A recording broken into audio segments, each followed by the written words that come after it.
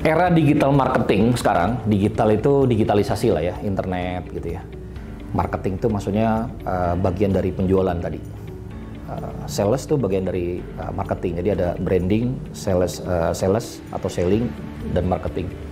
Zaman sekarang ini beda dengan zaman saya dulu jadi seorang sales sebelum jadi pengusaha gitu. Dulu biasanya karena saya jualan banyak produk-produk B2B, business to business, nanti dijelaskan B2B, itu kita butuh email, ya. Kita butuh site visit, cold call gitu. Cold call itu dingin, maksudnya telepon dingin tuh maksudnya orangnya belum dikenal, kita lihat dari buku telepon tuh atau dari mana gitu. Kita cari source yang kira-kira cocok dengan market kita untuk jualan, terus janjian, telepon, habis itu visit untuk presentasi.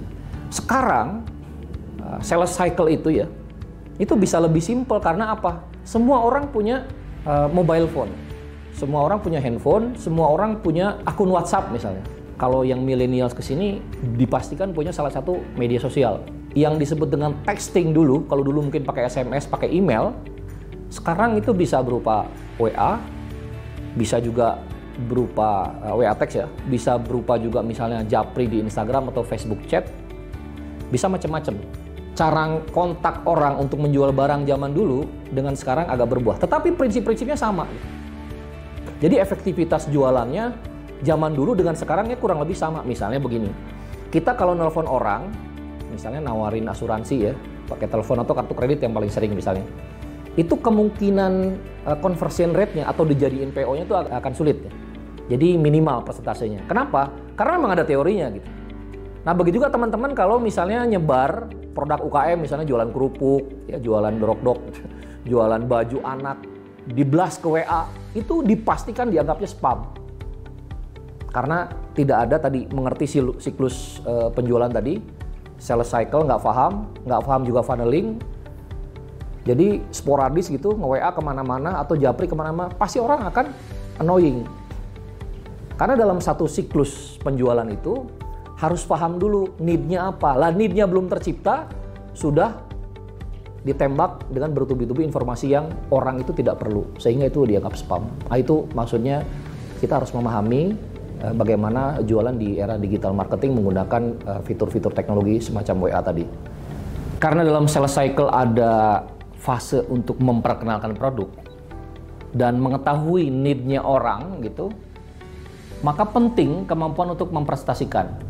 Nah, jadi tadi juga dijelaskan kita itu jangan menggunakan teknologi secara sembrono. Misalnya begini, ada orang jualan, ini orang-orang IT jago nih, dia bikin blast WhatsApp. Misalnya kita beli ini, kita bisa WhatsApp ribuan orang dengan sekali klik.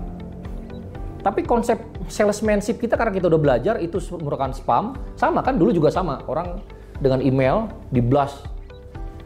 Dulu belum Gmail mungkin belum ada teknologi untuk mengidentifikasi spam sehingga masuk ke inbox. Sekarang kan langsung ke spam, bahkan langsung ke delete ya. Nah di WA ini belum ada nih teknologinya untuk itu. Sekarang mungkin udah lebih baik, dulu belum ada. Jadi masuk. Nah itu artinya orang belum paham mempresentasikan produk gitu. Need-nya nggak ada, dia tembak. Itu pasti yang ada rejection. Nah yang jadi problem bagi seorang salesman profesional, orang-orang yang di penjualan yang pakar, yang ahli, yang dia praktisi beneran gitu, dia tidak akan mau membuang-buang effortnya yang tadi. Misalnya ke 1.000 orang seolah-olah banyak gitu. Jadi ibaratnya gini, kita mau mancing, ikannya ini senangnya pakai cacing gitu. Tapi yang kita tebar sampah plastik digantung di kail gitu. Useless. Sayang effortnya gitu. Dan itu mengganggu kecerdasan kita sebagai manusia gitu. Dan itu tidak memanusiakan orang gitu. Nggak ngawongke orang gitu, nggak menghargai orang. Apalagi orang yang kita kenal, ditawarin sesuatu yang dia nggak butuh. Jangan sampai orang membeli barang kita bukan karena dia butuh, tapi karena kasihan sama kita, atau dia respect sama kita karena mungkin kita baik, tapi bukan karena produknya. Ini nggak akan sustain. 1 kali 2 kali mungkin bisa, kesananya nggak akan bisa. Dan itu jadinya kayak kita berhutang sama dia nantinya gitu. Itu nggak enak, tidak sejajar dalam bisnis ya.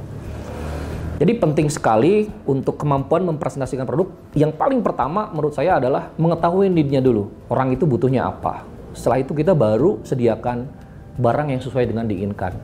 Ada lagi teknik mungkin, barangnya mungkin nggak sesuai banget nih, tapi kita bisa presentasikan ke dia, logic thinkingnya bahwa Pak, memang misalnya dia butuhnya rumah sederhana yang tipe 45.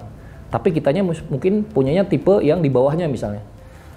Tapi kita bilang, Pak, ini bisa loh nanti renovasi dengan ukuran seperti ini. Atau Pak, kita kasih diskon deh, ini lagi pandemi susah. Kita harganya sama seperti ini, 45. Itu solusi tuh. Jadi teknik begini ini sangat penting untuk terjadi deal, terjadi closing. Pelanggan itu bisa macam-macam, pembeli itu bisa macam-macam. Yang pertama tadi, orang beli dari cold call ya. Cold call, ditelepon satu-satu. Ini cara saya jadi seorang sales. Ketika saya masuk jadi seorang sales, belum ada pengalaman, orang harus melakukan itu walaupun nggak efektif, teman-teman. Anda harus telepon, Anda harus door to door ya.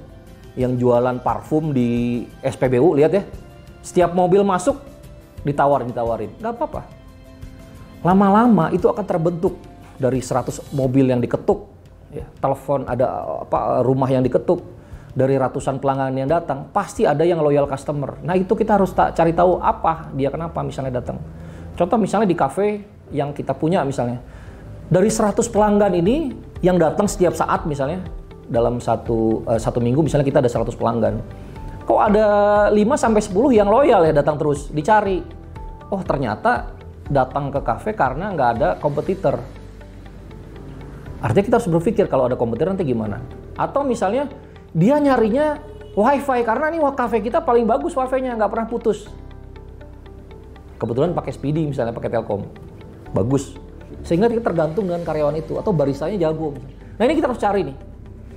Sehingga itu memungkinkan repeat order. Jadi apa yang menjadi brutal fact, fakta yang benar, fakta yang ada sehingga orang mau balik lagi ke kita atau melakukan repeat order.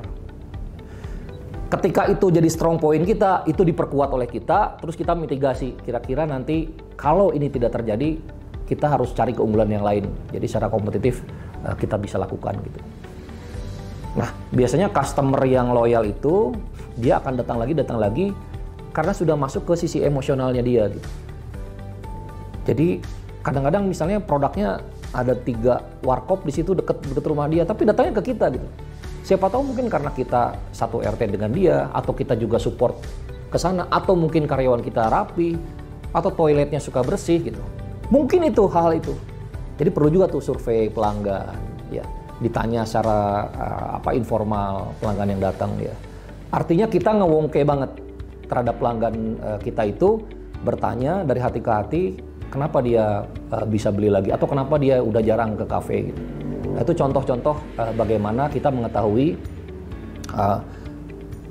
kemungkinan untuk orang repeat order atau menjadi pelanggan loyal dari produk yang kita pasarkan. Ada satu pelanggan datang ke toko kita nih, kita misalnya toko kelontong. Pelanggan ini bapak-bapak asosiasi saya misalnya, belinya rokok mild ya yang nikotinnya 10 mg ke bawah. Tiap hari belinya rokok terus. Itu pelanggan loyal, tapi belinya cuma satu produk. Padahal kita jualan bukan cuma rokok, ada kerupuk, ada minyak goreng, ada telur. Kita harus cari tahu nih si bapak ini kenapa cuma beli rokok aja nih.